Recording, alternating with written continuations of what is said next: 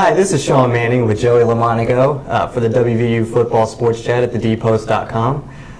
Joey, WVU takes on Maryland this weekend in a rivalry game. It's also going to be a battle of two of the top kickers in college football, and Josh Lambert and Brad Craddock.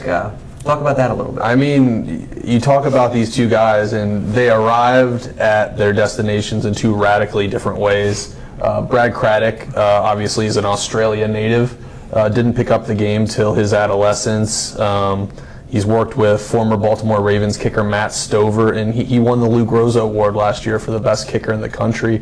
Josh Lambert was one of the finalists. They actually spent a week together down in Florida. Josh, on the other hand, he's a Texas-raised kid. He's an academy soccer player growing up, and he just kind of segued into football a little bit more naturally. But that's definitely something to watch. I talked to Craddock yesterday, and he said Lambert definitely got round one with that game winner last year. So it's something to watch for when you definitely have two of the best foots on the field. Another thing to keep an eye on is the WVU receivers who have made a name for themselves during the first two games, but they're still young, and they're going up against an experienced Maryland secondary this weekend. What's going to be the key to that matchup? Well, you talk to the defensive players on WVU's roster, and they're not really worried because they see themselves as the best competition that those receivers will see all year. You talk to KJ Dillon, you talk to Terrell Chestnut, they've been getting in these young kids' faces. You mentioned Jovan Durant, Shelton Gibson. They've been trying to rattle them all throughout camp, all throughout the summer, and they feel like these kids have KJ Dillon said they have their feet wet. No one's going to intimidate them. They ain't going to get intimidated, to quote KJ on that. So it's going to be interesting to see William Likely and Sean Davis, Maryland's two senior corners, go up against them. But WVU isn't going to curtail its plan based on any perceived weakness with the young wide receivers. A streak. Maryland hasn't allowed a sack this year on offense. Yeah. But the WVU offense also has an impressive streak of their own. Skylar Howard has not turned the ball over yet this year.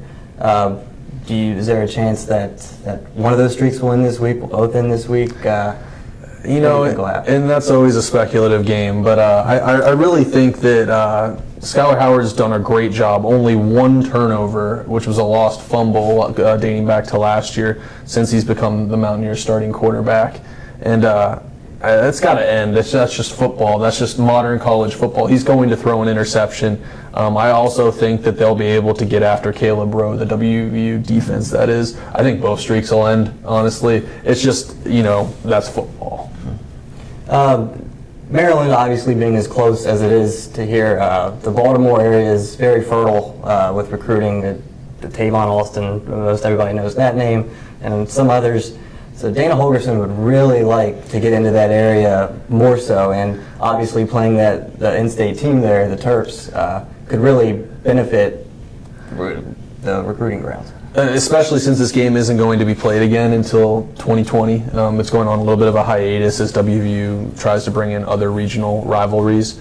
But yeah, actually, it's funny that you mentioned that because just yesterday in Coach Holgerson's press conference, a reporter asked a question and said, you look at Maryland's roster, you could basically circle a 5-mile radius around College Park, and that's where they get most of their guys. And Holgerson kind of laughed and smiled, and he's like, yeah, and we want to encroach upon that a little bit. Did that answer your question? So this, especially with the 5-year hiatus, a win here could give them a forward capital in terms of recruiting for WVU. All right, thank you, Joey. Go to thedpost.com to get your latest WVU football news.